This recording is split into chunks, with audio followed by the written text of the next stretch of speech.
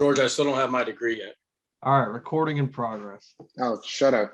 All right, so we're back to episode 2 of the, I guess it's now going to be the weekly show that was kind of up in the air last week. So I think moving forward, we're going to do every 2 weeks is our big power ranking show. That's where I'll do the power rankings, read them off like we did last week. And then in between, we'll try and maybe mix in some people from the league, have them come on, much like we're doing tonight with Sean Fitz. George, you said that you had something to say, so I will yield my time, and the floor is now yours. Here we go. I need 3 minutes. I don't need any more than 3 minutes. I don't need any less than 3 minutes. I'm going to explain to you in 3 minutes exactly why the New England Patriots are going to win outright this Sunday at Gillette Stadium against the Tampa Bay Buccaneers. That comes down to one word only. It's called pride. If you have any, then this is the game that you get up for, okay? Everybody in the fucking world thinks you're going to lose the game. You have the greatest coach of all time on the other sideline, and you got his old Bubba coming over, and everybody thinks that he's going to blow the doors off of him. Well, if you can't get up for this game, you can't get up for any game ever, really. There's no other game you're going to get up for this game. We have the defense to push the pocket up, make Brady uncomfortable. He doesn't like stepping up into a messy pocket. We have the corners to cover. Antonio Brown still got COVID. So I'm not worried about that. And if anybody knows how to stop Gronkowski, it's going to be Bill Belichick. The final thing is people are asking me, they're saying, George, are you worried about the rookie quarterback? Are you worried about his ability to slice and dice the Tampa Bay Buccaneers secondary? That offense, that secondary, I could slice them up. Kieran could slice them up. Alex would struggle still. You wouldn't be able to make the cuts. Alex would struggle still, but I think that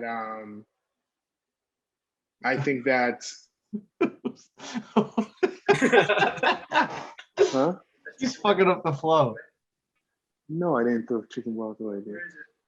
Bro, I'm in the middle of a podcast. Is that Igor? It is. Hey, if he wants to be on the show, he can talk to our booking agent. Where's the chicken broth? I don't know. Why would I know where the chicken? Why would I know where the chicken broth is? The chicken broccoli? He's looking for chicken broth, and he's like, "Where's the chicken broth?" Just terrible instincts by him. That just ruined my whole rant. Anyways, take the New England Patriots +7. Take the New England Patriots money line. They're gonna win outright this Sunday.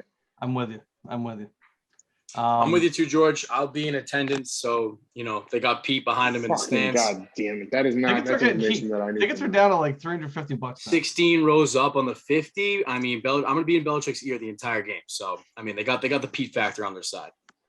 All right, should I let Fitz in here? We only have so much time. I think we only get like 45 minutes. Yeah, let Fitz in. Bring Fitz. All right, here we go.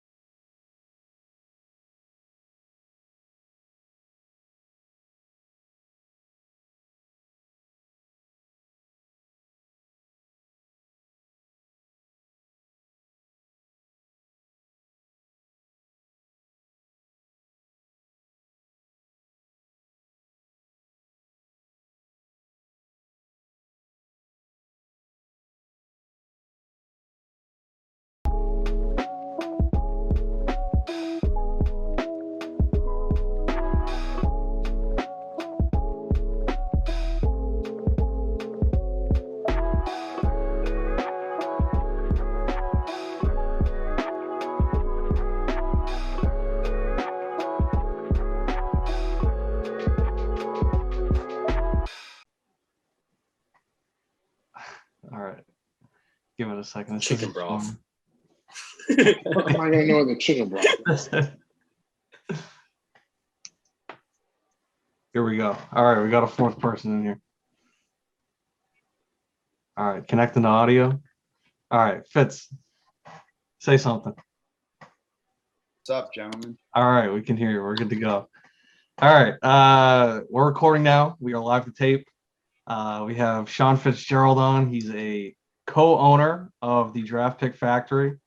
We're bringing him in here to kind of go over his questionable rebuild, maybe talk about the origin of his plan, where he plans to take it, and then we'll also have some questions moving through the interview. Fitz, I'll kick it to you first and kind of let you introduce yourself and kind of talk about what you're about. I think I'll start it with a question. After our initial draft, our startup draft, you seem very confident. You were talking about how you had a younger team than I did. You were talking about how you're going to be this great powerhouse coming out of the draft. I believe you started 4-0, 5-0, and then you ended up missing the playoffs. At what point was it that you realized that you didn't have a team that was built to compete? And at what point, moving on from that, did you decide to kind of start stripping it down and getting into your rebuild? Okay, so I think after that 5-0 start, I was on my high horse. I definitely thought this team was going to be great for years to come. I mean, I had 3 great backs. It was Clyde at the time, Miles Sanders when he had a greater outlook for the future, although I'm not completely sold out on his possibility of breaking into an RB1 role. But even though I had these great backs and my wide receiver core was always ragged on a little bit because it wasn't the strongest. Kenny Galladay never panned out. I traded for Tyler Lockett and Amari Cooper, which I think was a bad move because that was more towards when I was in a rebuilding mode. But I like the value I got for Joe Mixon in that trade, so I just executed it based on that. But in general, my receivers were weak. My QBs were weak. I didn't think I was ready to compete at the time. So I kind of didn't really have a plan to rebuild, but it kind of happened that way. And because of that, I probably even lost some opportunities on better values on my veterans, but it happened. And I'm excited for what's to come for the future. Yeah. So getting into the future. So I respect the move to an extent. I feel like maybe it was a little early, but it could kind of pay off in your benefit because maybe you realized before kind of the rest of the pack that you might not have had what it was requiring to have success in the short term. So you started kind of building towards that long term. And like I said, getting a head start over some of the other teams who might now be trying to get draft picks. And now all of a sudden you have, I think, almost half of the draft picks for the first round next year. So I do see the vision with that. So where do you what do you plan on doing? Do you think that maybe you'll try and consolidate some of these picks and turn them into players, or maybe use them to trade up, or do you think that you might kind of see all of these picks through and maybe just try and build the ultimate team of depth with youth? I think for a while I'm definitely holding on to all the picks. I haven't really offered any in any negotiations, but I think I'm going to hold on to them, especially towards the draft. I mean, obviously the picks get overhyped towards the draft. Everyone knows that. Another reason I wanted to acquire all those picks was just directly after the draft is the time to trade for picks. No one's thinking of 2023, you know? Yeah. So yeah, I'm going to hold on to them. If anything, I'd need to get some young studs. So I think the only way to do that is really hold on to them until really the draft happens and there's hype around a few dudes at that time. So yeah, that's the plan. Do you have can I share my screen here quick? If you have the capability, then I won't stop you. Is this a share screen podcast, Kieran? If I have to turn it on, I don't know how to turn that capability on. The inmates can't run the podcast. I mean, I kind of like it. The man came prepared. Yeah, no, he's got I got a nice little Excel of the future outlook of my 20. Do you have a button that allows you to share the screen? I do, but it says host disabled attendee screen sharing. I don't know. All right, wait, hold on. Advanced sharing options. All participants who can start sharing with someone else. All right. It's not that sophisticated. I could just. I think you should be. Wait, try again. All right. Yeah. All right, now I'm good. All right, so this is my 2022. And so we see there's some weak spots on there. I mean, Kenny Galladay, Evan Ingram, Jameis obviously got to go, but I mean they're here, and I feel like everywhere else, I'll be pretty content with the player and what role they're in. I mean, Miles Sanders, RB2, Claypool, wide receiver 2, Rondell Moore in the flex. I got first round picks on the bench, second round picks on the bench. We still got Kadarius Toney on here, Elijah Moore. Like, we got upside on the bench next year, especially with all the picks. So will I be in contention next year? No, but I think with all these picks, if some pan out, and then I got the future first rounders sitting here, second rounders, I think it looks good to me. It's on a good pace. It's I got a Crazy question you could for be you. this prepared and be putting up 50 points a week. Love of the game, dude. Love of the game. I just gotta admit what you're gonna do, and I'm tanking. Yeah. Hey, I mean, we're playing Dynasty, so you have the preparation. Pete, you got something?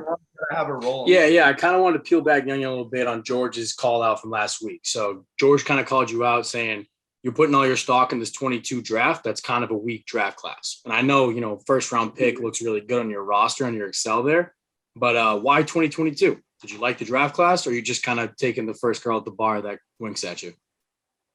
I think it's just timing. Yeah. I mean, she was so there. It's just the soonest draft. Her home. Yeah, it's the soonest draft. I mean, I prefer to not extend this out to 2023 and then possibly put in the same situation. If you have your assets earlier, you realize if they're going to accumulate into something, and if they don't, then you can prepare earlier to make other moves. So I think doing it right away and knowing how everything pans out, especially with a lot of rookies on my team this year, it'll be advantageous to me.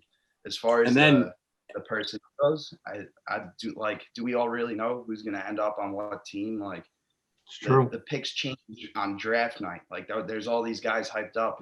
I think it matters just as much as what teams are drafting in the NFL and what their needs are and where a player lands. So you never know what's going to happen with that.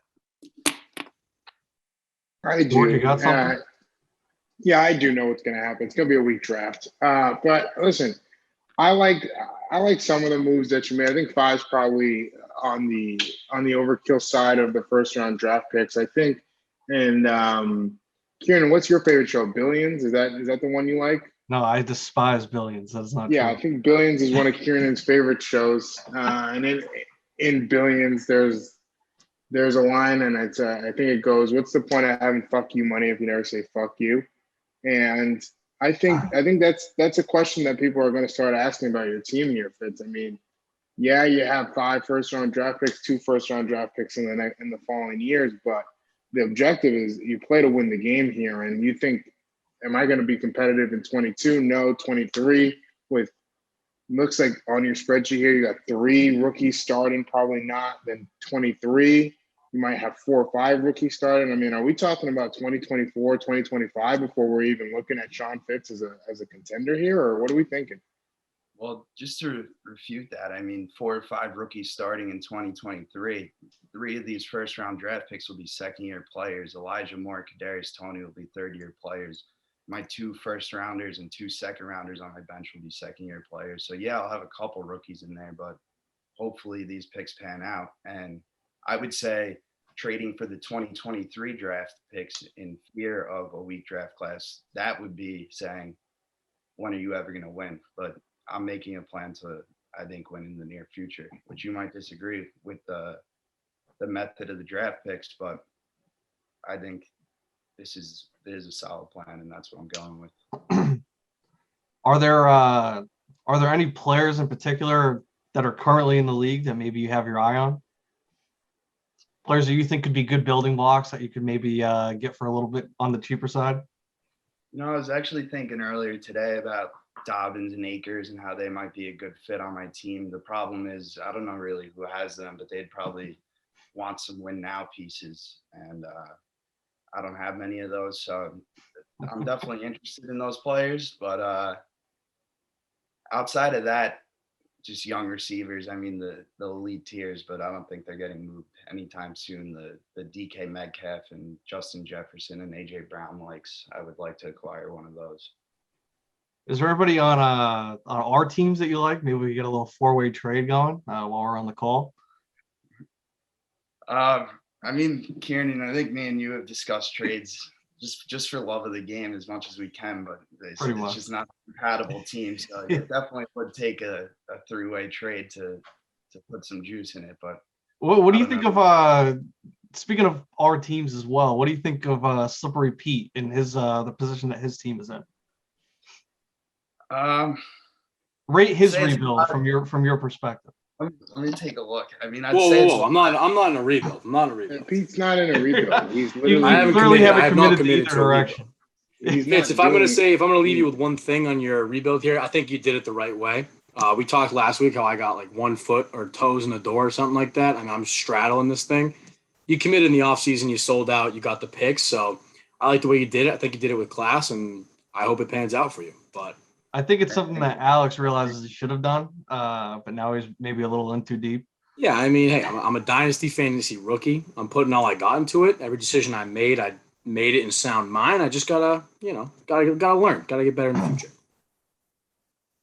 I respect that, and I think, I mean, as far as your guys' teams, I mean, Kieran, you're gonna win maybe one year in the future. I think you have to. I mean, personally, I gotta try to win soon. The picks, but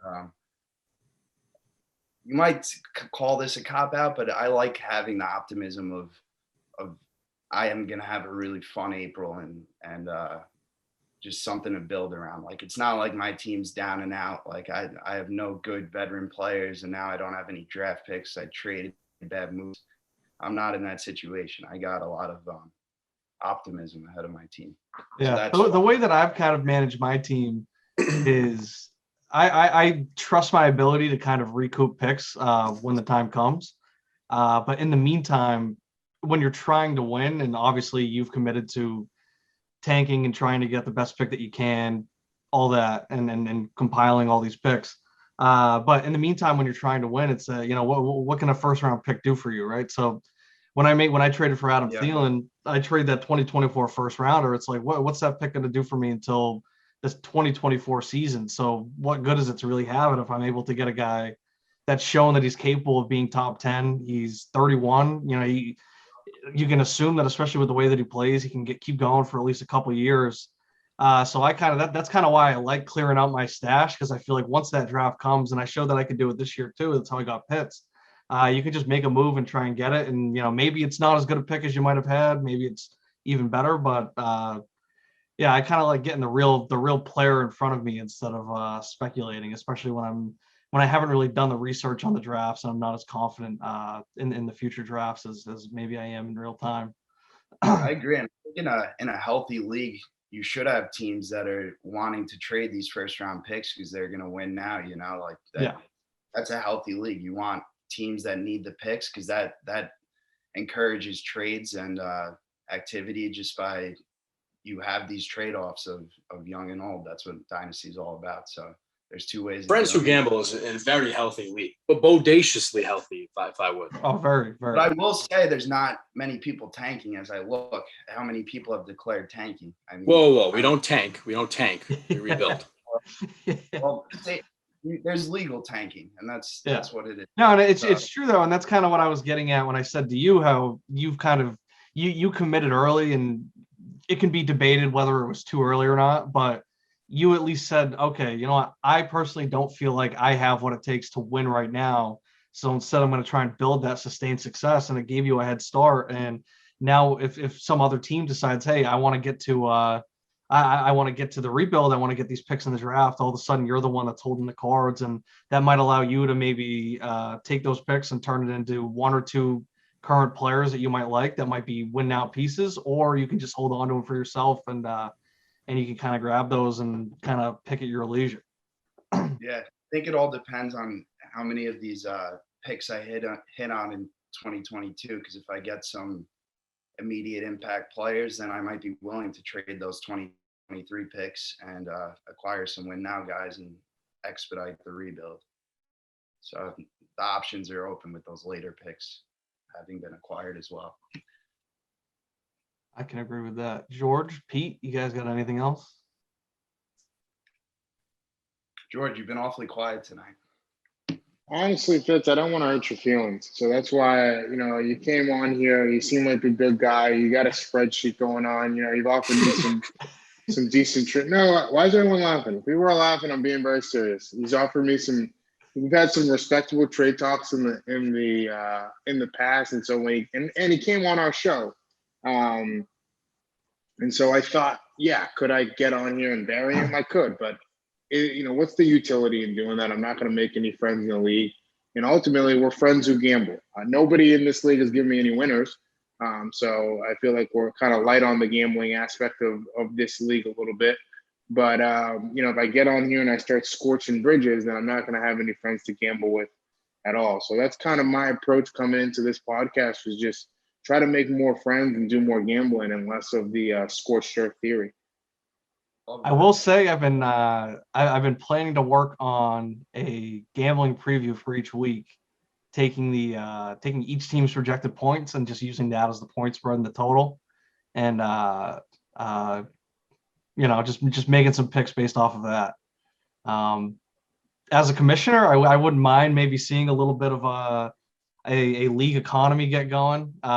Maybe rivalry week we can start making some bets. Have some bets on both sides of every matchup. Maybe with spreads, maybe some straight up. Try and create some odds there. Maybe we can try and do that on a larger scale. See how that goes. That could be kind of a test run, do it on a larger scale. But I would like to make this into more of a true Friends Who Gamble league instead of just being that in name. So yeah, that's a very. I will say though, Kieran, you got to be careful as the omnipotent commissioner. You made some good moves. You made some bad moves. At one point, you banned one of the most popular teams in the entire league out of frustration. I remember league members were very upset about that. Not me, but other league members. But I will say that, you got to be careful, because I know one time we did try to give the people $1,200. Sorry, wasn't $1,200. Tried to give people a stimulus fab. And I believe some people on the podcast, I won't say who, but, they are on the podcast and are not hosts of the podcast, were very upset about the fab situation, about receiving more money. And so, everything that you think is going to be a good idea in this league, sometimes that backfires. So you just got to be careful. Is that a shot at me, George? Is that a shot at me? That was intended towards me. I wasn't. Oh, okay. I was going to say I didn't really. The brains on Slippery Pete is just fucking minuscule. Yeah, I mean he's kind of projecting there. I mean, I don't know. I got my guard up with you now. You kind of like took shots at me week one. So I will say one thing in Fitz's defense. It wasn't that he was necessarily against the move itself. It's just that Fitz is a man of integrity, and he was against the move by executive order. He did feel, and we did we did make a change to the league rules that will be reflected in the Constitution that is to come at some point this season. Maybe debut it after the season. Maybe just kind of work through it this year. I feel like that's just another example that's maybe bad government would be forcing a set of rules right in the middle of the season. But it's something that I think I'll work on over the course of the season, make sure I really nail it, and then we can truly debut it going into next season, where we can have a true set of rules that we can refer back to instead of kind of having it just be kangaroo court, kicking ideas around and really try and commit to a set of rules instead of just being open the floor to everybody and kind of figure it out. I mean, as long as we don't hire Joe back as league investigator, I'll be good with anything. Yes, we'll learn from our mistakes. Mikey Bowen, he seemed to love the idea of kind of checking everybody's roster and not minding his own business. And then once I appointed it to him as an official position, he just stopped reporting to me, telling me who and who wasn't tanking. So, we changed his name, by the way, because I feel like Fitz is now the official draft pick factory. Mikey's definitely got to. I have been considering requesting some name changes from different rosters, because when I'm trying to put in different things with like the standings, the draft lottery, and power rankings and all that stuff, it is kind of annoying. I feel like Mikey is definitely past the draft pick factory stage. I don't even think he has that many draft picks. I feel like Fitz has definitely claimed that crown. So I wouldn't mind maybe a more original name out of Team Slacky. I feel like Team Two Pins that can stay, I'll allow it. It kind of is grandfathered in. It kind of has a brand appeal. It's iconic. Yeah, it has brand recognition there. But yeah, I definitely do. Let's see. Can we find out when Fitz and Mike can play? Maybe we have like a. I will say maybe that's one thing on the line. while you're looking for that. If Jeremy or anybody of the big brains made it this far on the podcast, they certainly texted you by now threatening to quit just at the thought of that. Oh yeah, their blood's that boiling fab at the idea. thought. Yeah, So week six, we have Mike Draft Pick Factory versus Draft Pick Factory. I feel like we will have to kind of make some content out of that. Maybe enforce a name change from somebody, like a loser leaves town match. We'll cross that bridge when we get there, though. Fitz, I did have another question for you written down on my notes here. A separate from your rebuild, not really about your rebuild whatsoever, but in almost year and a half, 2 years now in this league, you've known to have beef with several league members in the chat. I'm not asking you to air those out, but let's say friends who gamble let's say we're on an island, a deserted island. Someone's got to go. You get to choose, Fitz. Who are you kicking off the friends who gamble island? Wow. Well, I'll say this. Most of the beef in the chat, I wouldn't say any of that has been like consistent beef. So I haven't developed many like per se enemies, like it hasn't been consistent enough to be a real rivalry. Right. But someone does have to go. Yeah, someone does have to go. For one team, it doesn't have to be one specific person. It could be a conglomerate of sorts. It also could be one specific person. Yeah. So I'm gonna go with Team McMorrow. I think his input is just a lot of bad gifts. Like no one pays attention to them. They're just horrible in the chat. I am in fear that he's super win now and he just doesn't care much about the league. Like he's just gonna try to win now, and then once he's like, I made my 20 years of money, I'm gonna leave. Like I don't like that either. So the bragging about the Mickey Mouse ring, it just accumulates. I think. Yeah, he's very hesitant to make trades. The guy can't manage assets to save his life. It definitely is a Mickey Mouse ring. I think he won by a total of what was it, like 1.2 points? But a winner's a winner. I got 10 years free on top of like, all right, guy, like we get it. Yes, it's a lot of money. You did win a lot, but let's not act like you have it locked in a vault where you only pull it out once a year to pay your league dues. McMurrow is an outrageous person to come out. That's insane. McMurrow's a good guy. McMurrow's like the nicest dude ever. Yeah, I'm not gonna let this just go unchecked. McMurrow's an insane. I just wanted to trade one of his running backs. McMurrow is literally just here for the vibes. I mean, if Alex is here for the camaraderie, McMurrow is simply here for the vibes. He sends consistent. I mean, Mikey Bowen is here for literal friendship. He's texting me about things that have nothing to do with fantasy at all, just like, hey, how you doing? How's the family? Like, what are you up to for Thanksgiving this year? And McMurrow's kind of on that same path. Yes, he sends horrible gifts.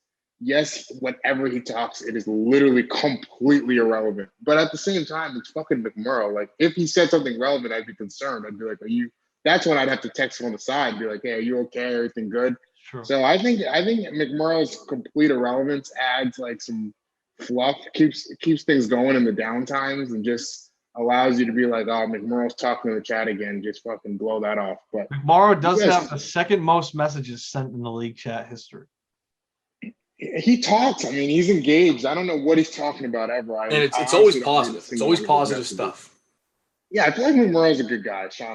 That's a tough one. I feel like personally, me and McMurrow, I mean, I know him personally, so it's a little different, but like we have like a league rivalry. Like in this league, he's always been ready to team up with shots at me. So that's something I don't respect. Like come up with the shots on your own or something along those lines, And Slacky has 58 messages sent in the league. Who has the most? I have the most by far. Easily. Run it down. Run it down real quick, KB.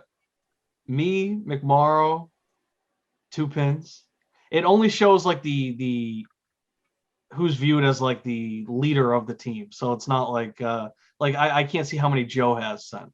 So me, McMorrow, 2 Pinz. Let's see.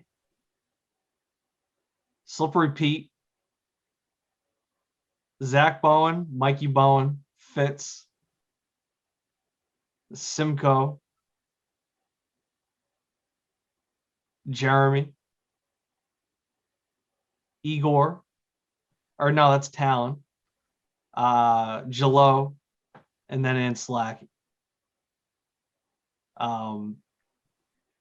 I can't even do the math on what percentage of messages Anslacky has sent relative to mine, but it's easy target to take out of the league. I didn't want to pick him. It was just too easy pickings. Yeah, I mean, if he doesn't start Mike Williams this week, I might have to intervene. He's been starting Latavius Murray in his flex, and Tacky has sent 1.7% of the messages I have sent. Doesn't he have doesn't he have knockoff Travis Kelce as his co-owner though? Yes, yeah, he does. Hussey. Store brand Travis Kelce. Why doesn't he talk in the league? I don't know. It's an interesting question, but yeah, the league might have to step in. I'm not sure who they're starting this week, but like I said, if they're starting Latavius Murray again and Mike Williams stays on the bench, then there might be some cause for concern. What about the DK for Baker trade? Is that under the new constitution? Are we going to have a stricter review of trades, or is that something to be? I think it's something that could be discussed. For the most part, I do want a free market, just allow people to kind of do what they do. Ideally, we have a league of 12 teams that are pretty competent and can stand by their trades and kind of explain their reasoning. Bowen, I think, is known as a predator in this league, and he likes to prey on the newer dynasty crowd, knowing that he can get better value squeezed out of them. I think that might have been an instance where that happened. I think it was a trade that Hussey had offered. I think Hussey being a Browns fan, he really wanted Baker. Super flex, there was kind of an emphasis on 2 QBs there, and he probably saw that on a weekly basis, Baker and DK are averaging similar points. Baker probably a little bit higher as far as average goes. I don't know what the actual logic was, but Bowen's not the type to step in and say, hey, let's make this trade a little more fair. And yeah, it's his right to accept the trade that's sent to him. But yeah, I have noticed that Bowen has a tendency to kind of prey on the people that he thinks might be less knowledgeable than him when it comes to dynasty football. And it seems like that's where a majority of his trades get made. I feel like I got preyed on multiple times. Oh, for sure. Don't feel bad for me, though. You suck. You didn't get preyed on. You just suck. I don't understand why people don't understand this concept. You're bad at fantasy. It's not that you got preyed on. It's not that you simply are just not good at fantasy football. And that's okay. Not everybody can be good at fantasy football, but it's a completely different situation to say you got preyed on. Yeah, I mean, George, I'll tell you the same thing I told you last week. I'm the scariest trap game on everyone's schedule. And did I not prove it this week? Sure, that was a big one. You weren't worried about it. You said no one's going to beat Pete. No one's going to lose to Pete. Don't worry about Pete. I didn't say no. Very same week, George. I pull off an upset. All right, we'll save it for the power ranking show.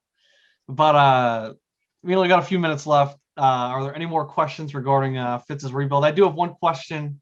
Who is Stoop, and will he ever talk in the league? Stoop is a good friend of mine. He lives down in North Carolina, and he's an avid fantasy football player. I really added him on as just co-counsel, so he doesn't consider himself as a your consigliere. Yeah, so he doesn't do much of the talking. He leaves that to me. He laughs a lot when I get shit on in the league, so he likes that. There we go. That's good. He's a good guy. Good guy. And yeah, he's just a good guy. One day you guys will meet Stu, hopefully. All right. Fitz, thank you for coming on. We we on this show respect anybody that can come on and kind of defend their opinion, defend their stance. We only